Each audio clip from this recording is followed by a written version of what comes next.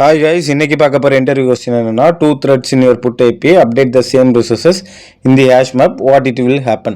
First of all நம்ம ஒரு REST architecture வந்து டெவலப் பண்றோம். அதுல ஒரு put API வந்து build பண்றோம் guys. அதோட ரிக்வெஸ்ட்ல வந்து டூ வேல்யூஸ் பேஸ்ட் ஒரு கீ ஒரு வேல்யூ வந்து ரிக்வெஸ்ட் பேராமீட்டர்ல வருது. ஏன்னா நம்ம ஹேஷ் மேப்ல டேட்டா வந்து அப்டேட் பண்ண போறோம். ஸோ டேரெக்டாக நம்ம இப்போ கோட்குள்ள போயிடலாம். ஃபர்ஸ்ட் ஆஃப் ஆல் நான் மேப்புக்கு ஒரு ஆப்ஜெக்ட் கிரியேட் பண்ணியிருக்கேன்.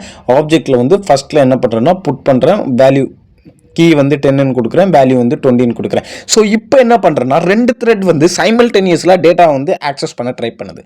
So based on the key வந்து ஃபர்ஸ்ட் த்ரெட் வந்து அதோட வேல்யூ வந்து அப்டேட் பண்ணுது. ஸோ செகண்ட் த்ரெட்டும் அதே சேம் டைமில் வேல்யூ வந்து அப்டேட் நடக்குது. ஸோ இதனால் எனக்கு என்ன நடக்குதுன்னா டேட்டா இன்கன்சிஸ்டன்சி ஆகுது. என்னோட ஆக்சுவல் வேல்யூ 50 இருக்குது. ஃபர்ஸ்ட் த்ரெட் அப்டேட் பண்ணும்போது 50 ஆகுது. தென் செகண்ட் த்ரெட்டும் சேம் டைம் வரும்போது அந்த 50 கூட எக்ஸ்ட்ரா 30 வந்து அப்டேட் பண்ணுது. ஸோ என்னோட வேல்யூ வந்து 80 இருக்குது. ஸோ 50 அப்டேட் பண்ணுற வேல்யூ வந்து 80 அப்டேட் பண்ணுறதுனால நமக்கு டேட்டா இன்கன்சிஸ்டன்சி ஆகுது.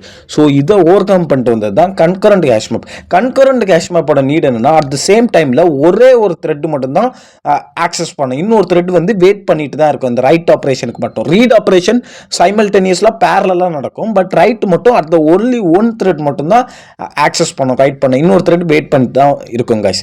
ஸோ இதுதான் கைஸ் புட் மேப்பிங்ல அட் த சேம் டைம்ல ரெண்டு thread access multiple thread access பண்ணா டேட்டா இன்கன்சிஸ்டன்சி ஆகும். ஓவர் கம் பண்ணிட்டு வந்தது கன்கரண்ட் கேஷ் மேப். இன்டர்வியூல கேட்குற one of the important question guys. Video பிடிச்சிருந்தா லைக், ஃபாலோ, சப்ஸ்கிரைப் பண்ணிட்டு உங்க ஃப்ரெண்டுக்கு ஷேர் பண்ணுங்க.